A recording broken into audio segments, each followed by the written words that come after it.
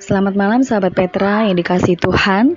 Rema malam hari ini akan dilayani oleh Bapak Pendeta Rudianto dari GKMI Yogyakarta. Tema malam hari ini adalah 2 prinsip doa yang diambil dari Matius 6 ayat 6. Mari sahabat Petra, kita bersama menyiapkan hati untuk mendengarkan dan merenungkan firman Tuhan. Selamat bersekutu, Tuhan Yesus memberkati. Sahabat Petra yang dikasihi Tuhan, sebelum kita beristirahat melepas lelah, baiklah kita berdoa, membaca dan merenungkan firman Tuhan. Biarlah kebenaran firman Tuhan boleh mengiringi kita masuk ke dalam istirahat, dan biarlah kebenaran itu boleh memenuhi hati dan pikiran kita. Mari kita berdoa. Bapa Surgawi di malam ini, sebelum kami beristirahat, biarlah kami boleh sekali lagi membaca dan merenungkan firman-Mu. Biar firman-Mu menyapa kami, memenuhi hati dan pikiran kami, sehingga kami boleh semakin mengenal Allah yang mengasihi kami dalam Kristus, dan kami juga terpelihara dalam iman, pengharapan, dan kasih kepada Bapa di sorga. Kami mohon dalam nama Tuhan Yesus. Amin. 2 prinsip doa. Matius 6 ayat 5-8. Sabda Tuhan Yesus, "Dan apabila kamu berdoa, janganlah berdoa seperti orang munafik. Mereka suka mengucapkan doanya dengan berdiri dalam rumah-rumah ibadat dan pada tikungan-tikungan jalan raya, supaya mereka dilihat orang. Aku berkata kepadamu, sesungguhnya mereka sudah mendapat upahnya. Tetapi jika engkau berdoa, masuklah ke dalam kamarmu, tutuplah pintu, dan berdoalah kepada Bapamu yang ada di tempat tersembunyi. Maka Bapamu yang melihat yang tersembunyi akan membalasnya kepadamu. Lagi pula, dalam doamu itu, janganlah kamu bertele-tele, seperti kebiasaan orang yang tidak mengenal Allah. Mereka menyangka bahwa karena banyaknya kata-kata, doanya akan dikabulkan.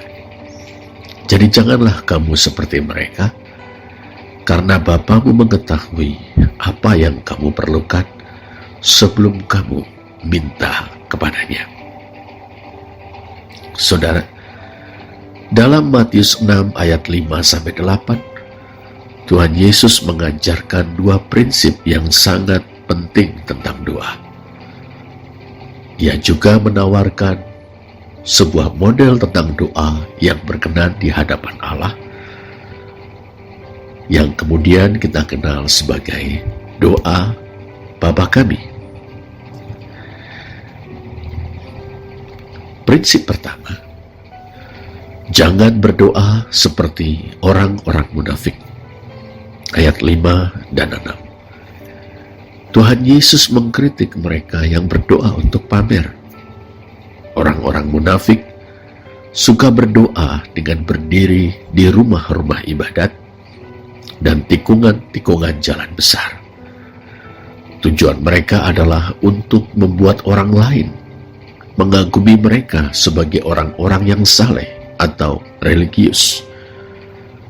Melalui doa, mereka menampilkan diri sebagai ahli-ahli ibadah ketimbang berkomunikasi dengan Allah. Saudara, doa bukanlah sebuah pertunjukan. Doa juga bukan suatu cara untuk membuat orang lain mengagumi dan memuji kita. Jika engkau berdoa, sabda Tuhan Yesus, masuklah ke dalam kamarmu, tutuplah pintu, dan berdoalah kepada Bapamu yang ada di tempat tersembunyi. Hakikatnya, Doa adalah persekutuan yang sejati dengan Allah, bukan pertunjukan kesalehan. Dalam doa, kita datang kepada Allah, Bapa kita, secara pribadi. Dia adalah yang ada di tempat yang tersembunyi, to ento krypto. Dia adalah yang melihat di tempat yang tersembunyi, hoblepon ento krypto. Artinya, dia bersemayam di surga, tidak tampak oleh mata jasmani kita. Namun dia melihat ketulusan hati kita saat kita datang kepadanya secara pribadi. Karena itu, ia akan membalasnya kepadamu, atau ia akan membalaskan kepadamu dengan nyata, apodose soi ento fanero. Artinya, Bapa kita yang tidak kelihatan itu mengenal hati kita, berkenan akan ketulusan kita, dan akan menjawab doa kita secara nyata. Prinsip kedua, jangan berdoa seperti orang yang tidak mengenal Allah. Ayat 7 dan 8. Tuhan Yesus juga memperingatkan agar kita tidak mengoceh atau mengulang-ulang perkataan kosong dalam doa. Itu merupakan kebiasaan dari orang-orang kafir, hoi etnikoi, atau orang-orang yang tidak mengenal Allah yang hidup dan benar.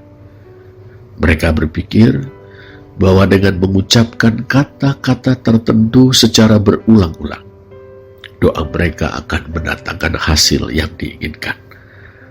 Tapi sesungguhnya itu mantra, bukan doa. Doa bukan mantra. Bapa kita bukan sosok yang bisa kita atur-atur dengan mantra-mantra. Dia adalah Allah yang berdaulat. Tapi doa juga bukan suatu upaya untuk menjilat Allah dengan ribuan kata yang berbunga-bunga. Doa adalah sebuah perjumpaan dalam Kristus antara manusia dan Allah. Suatu persekutuan antara kita dengan Bapa kita dalam Tuhan Yesus Kristus. Bapa kita mengenal kita. Dia mengetahui segala yang kita butuhkan. Bahkan sebelum kita meminta kepadanya, Dia peduli kepada kita.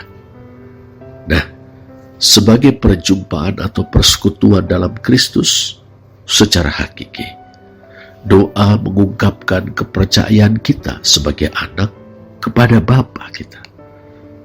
Bapa yang berdaulat atas segala sesuatu, sekaligus mengasihi kita dengan kasih yang kekal. Lantas bagaimana? Datanglah secara pribadi kepada Allah. Datanglah dengan hati yang tulus dan percaya. Ingat, dalam Tuhan Yesus Kristus, Allah yang berdaulat itu telah mengangkat kita menjadi anak-anak-Nya. Dia mengenal kita. Dia mengetahui kebutuhan kita. Dan Ia mempedulikan kita. Berbicaralah kepadanya apa adanya, dengan meyakini bahwa Ia akan menjawab doa kita secara nyata demi kebaikan kita untuk kemuliaan-Nya. Inilah ajaran Tuhan kita Yesus Kristus tentang prinsip-prinsip doa. Terpujilah Allah.